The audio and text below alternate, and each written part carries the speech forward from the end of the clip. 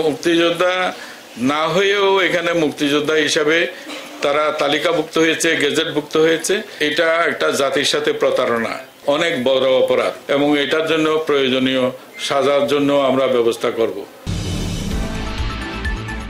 মুক্তিযোদ্ধাদের তালিকায় 12 বছর 6 মাসের চেয়ে কম বয়সী মুক্তিযোদ্ধা আছেন 2111 জন।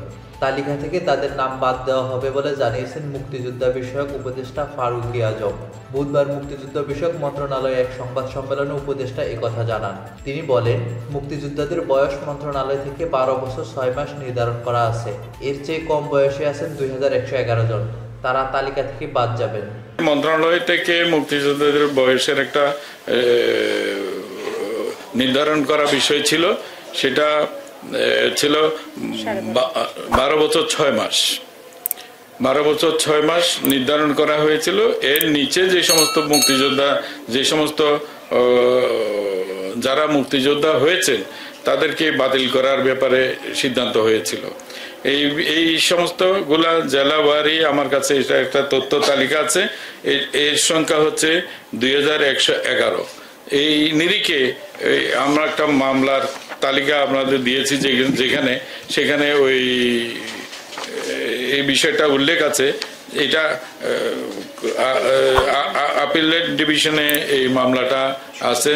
আমরা এটা কজ লিস্টে মামলাটা আসছে, একটু শেষের দিকে আসছে, হয়তো জানুয়ারির মাঝামাঝি সময়ে আমরা এই ব্যাপারে আদালতের একটা সিদ্ধান্ত আমরা পেয়ে গেলে সব মামলা একই নেচারের, একই ধরনের সব মামলাগুলোকে একত্রিত করে আমরা সেটার ব্যাপারে আদালতের সিদ্ধান্তটা পেলে আমরা তাৎক্ষণিক তাদের বাতিল করব। আজকে এই সুবাদে আরেকটু বলতে চাই যে বহু অভিযোগ আছে যে মুক্তিযোদ্ধা না হয়েও এখানে মুক্তিযোদ্ধা হিসাবে তারা তালিকাভুক্ত হয়েছে, গেজেটভুক্ত হয়েছে এবং সুবিধাদি গ্রহণ করছে। তো আমার দৃষ্টিতে এটা একটা জাতির সাথে প্রতারণা। এটা ছোটখাটো অপরাধ নয়, অনেক বড় অপরাধ।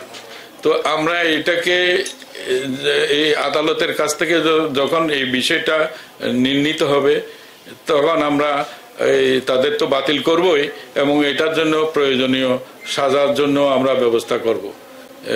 এরা যেন শাস্তি ভোগ করে। একইভাবে অন্যান্য যে সমস্ত মুক্তিযোদ্ধার তালিকায় যারা ইতিমধ্যে অমুক্তিযোদ্ধা যারা এখানে তালিকাভুক্ত হয়েছেন, আমরা যাচাই বাছাই প্রক্রিয়াগুলার সুনির্দিষ্ট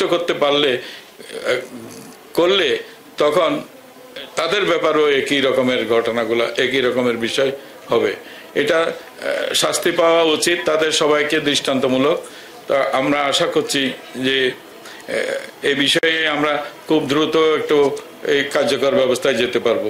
আমাদের যে অনেক কটা তালিকা, 3টা 4টা বহু রকমের নীল তালিকা, লাল তালিকা, নানা রকমের তালিকা, ভারতীয় তালিকা, বিভিন্ন রকমের মুক্তিযোদ্ধার তালিকা এখানে আছে। অনেক ক্ষেত্রেই দেখা যাচ্ছে সেই অনুরাগের বসে কিংবা কারো আত্মীয়তার বসে কিংবা অন্য কোনো প্রলোভনে এখানে বহু মানুষকে, অনেককে মুক্তিযোদ্ধা করা হয়েছে। তো তাদেরকে চিহ্নিত করতে একটু সময় তো অবশ্যই লাগবে, কারণ আমরা চাই না যে যারা সত্যিকারের মুক্তিযোদ্ধা তারা যেন কোনো না কোনোভাবে যেন তারা ক্ষুণ্ণ না হয়, তাদের মর্যাদা যেন ক্ষুণ্ণ না হয়। সেটাকে অক্ষুণ্ণ রেখেই বাকি কাজটা সম্পন্ন করতে হবে। এটাই হচ্ছে আমাদের জন্য একটু দুরূহ কাজ। আমরা প্রচেষ্টা রাখছি, আশা করছি যে এই ক্ষেত্রেও সফলতা আসবে। আমরা একটা ইন্ডেমনিটিও হয়তো দেব যে যারা অমুক্তিযোদ্ধা এইভাবে মুক্তিযোদ্ধা হয়ে এসছেন তারা যেন স্বেচ্ছায় এখান থেকে চলে যান, সেই কারণে যদি যায় তাহলে হয়তো তারা সাধারণ ক্ষমাও পাইতে পারে। আর যদি আমরা সেটা না হয় তাহলে আমরা যেটা বলেছি যে এই যে প্রতারণার দায়ে আমরা তাদেরকে অভিযুক্ত করব।